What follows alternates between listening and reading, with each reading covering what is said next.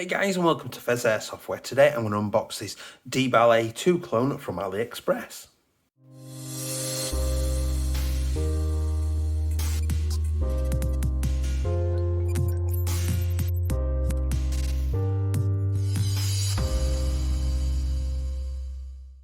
Hey guys, and welcome back. If you do enjoy this content today, please do consider liking, commenting and subscribing. Those interactions help me get seen by the YouTube algorithms, and that helps the channel to grow. If you do want to support the channel a little bit more, the join button is down below for channel memberships, 99p a month, totally optional. Really appreciate it if you do that. And a Linktree link down below takes you to all of my socials, including my Discord. So come along and join the wider community. They're really great. So as a recommendation from Anzu on my Discord, who I allow to have far too much influence over me and what I'm doing, I ended up picking up a DBAL A2 clone off of AliExpress. So I will provide a link down below. So it does say DBAL A2 in black, and it came in a very generic brown box. Nothing special, but it doesn't need to be. So when you open it up, it is pretty damn tiny and compact. That is such a little tiny dinky thing. Look at it. So there is the DBAL itself with switches and a few accessories in there. So I'll just put that down for 1 second and we'll have a look what else is in there. So we have got, rather handily, a little pressure switch on there and some self-adhesive Velcro strips to attach that to a magwell, vert grip, wherever you want to attach it. We'll have a look at that shortly. Little bag of silicone, great accessory there, and a couple of Allen keys as well, or hex head keys for adjusting things as well. Let's get those out of the way. So what I did with this one, it was only about 20, sort of just over £20. This is a, bizarrely and unbelievably enough, it's actually a plastic bodied one, which for the weight of it, there's a fair little bit of heft. The whole bottom mounting system is metal, and I think that's giving it most of its heft in there, as well as the inner workings of this system. And it is a fully working operational system. The only thing I can't 100% guarantee is the IR illumination going off, but the laser and the torch should do work. So I'll have a look then. So we've got some adjustment dials on the top and side. We've got obviously various markings indicating what it is. We've got the switches for turning it on, and obviously the socket for the pressure switch as well. Clicking on in and changing between the different settings that we're having on during usage. So the actual front then features the battery socket or battery hole, which just screws off nice and easy. And it requires a CR123 type battery. Now the listing does state not to use CR123 type batteries, that they will drain very, very, very quickly. And it instead recommends one of these sort of like 16340 rechargeable versions. So this is a 3.6 volt lithium ion USB rechargeable, so which is pretty damn cool. So you just plug a micro USB in there and it just charges up. There's a little LED inside here that turns blue when it's fully charged and red while it's charging. So that just goes in there and it goes, spring is down at the bottom, so we're putting the negative side down, positive side up, and then that just happily screws back in. Now there's 340 batteries are the exact same dimensions as a CR123, but they're higher voltage and better milliamps in them, I think, as well. So now that's powered up, we're not going to be able to see anything because we've got our protective covers covering over our flashlight element, our IR illuminator, and our laser as well. Now I'm going to go out and test this, that it works in the dark, and I'm going to compare it to a few other torches that I've got, but we'll just have a quick look here now. So at the minute it's off. I'm going to put it to mom low power, and we can use the pressure button on top to put the IR illuminator on, and the the illuminator on to torch. There we go. Turn that to visible point. So I've got a red dot, laser. We've got our IR point and illumination. There we go, look. So we've got your red dot. I don't know if you can see there. There you go, look. Move that away. You've got your torch and you've got your red dot. And then IR point. Oh, wow, that's annoying as hell. So that's just IR point. Now let's aim it up. Now there's definitely something obviously coming out of there, but I can't see anything being projected out of the top hole. Now I'm not sure whether the glass in there is intentionally blank because there's nothing in there, or if there just is something in there but we can't see it. Obviously in the bottom hole we can see that there is workings in there, and we can see the flashlight in there. If I then put that to powered on, it leaves it powered on, whichever setting I turn it to. God, that's really annoying. I do like it with the torch on, and the button at this stage now when it's on the, ooh, changing it between a low and bright power mode.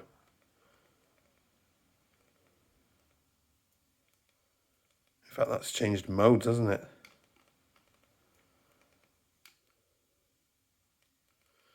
There we go. Looks to be a double click. Or not. There we go. Every so often. So, turn that off. I'll put that back to there. So, we'll have a quick look at this. Now, I don't believe it works if I use the power. I think you have to put it to the... Oh, I did. Let's put it to the mom power, and that's when it kicks in and it becomes... Now, like that, if I click it once, if I just hold it in, it obviously only illuminates while I'm holding it in. If I double click it, it actually illuminates it and leaves it on. Now, I do like that. That's a nice feature. And then click it again and it switches off. And I can just choose the mode that I want it to be on, and it will go along and operate it in the same mode.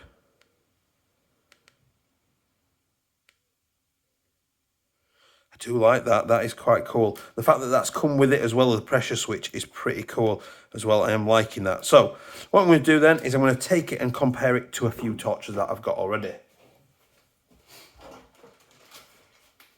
So we've got here a Surefire clone, a Stubby Surefire clone that I'm going to test it against. I believe the batteries are in that already, which is quite bright but very focused. We'll see how that one works out. We've also then got a longer Surefire. In fact, look at this one first because I know the batteries are in this one. So we've got like a Surefire pistol torch. This has come off my Glock AEP, and that's currently very bright. Again, very focused. I'm expecting these to put out a much brighter light than the DBAL does. That's not to say it's not bright. I just don't think it's going to give us bright a light as these, because I think these are much better quality torches on the front. And then I've got this longer Surefire Scout as well that I'm going to be testing to see how well that works. So they are quite old and knackered. So let's go and have a look and see how they do now, and then we'll come back and see where we're up to. DBAL. So that's turned on. You can see the red lasers on. So turn the dial. IR.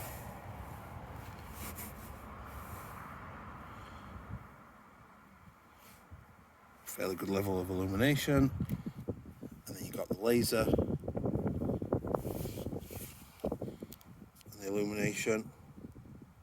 Just about see it in there. And then you've got the flashing as well.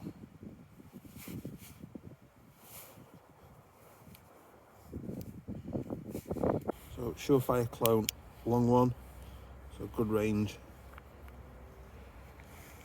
a little bit more focused and brighter compared to the DBAL. More focused beam on the Surefire, a bit wider beam. Take them up. So there's the Surefire, there's the DBAL, a bit more open lighting, more focused, brighter lightning. So stubby pistol, stubby torch, quite bright compared to the DBAL. So stubby pistol, DBAL, this is much more diffuse, this is much more focused. So that's the stubby pistol torch quite bright, very focused, clear sight. And then compared to the DBAL, just obviously much more sort of diffused, bigger range coverage. So, little pistol torch beam, quite a bright white, well focused light compared to DBAL.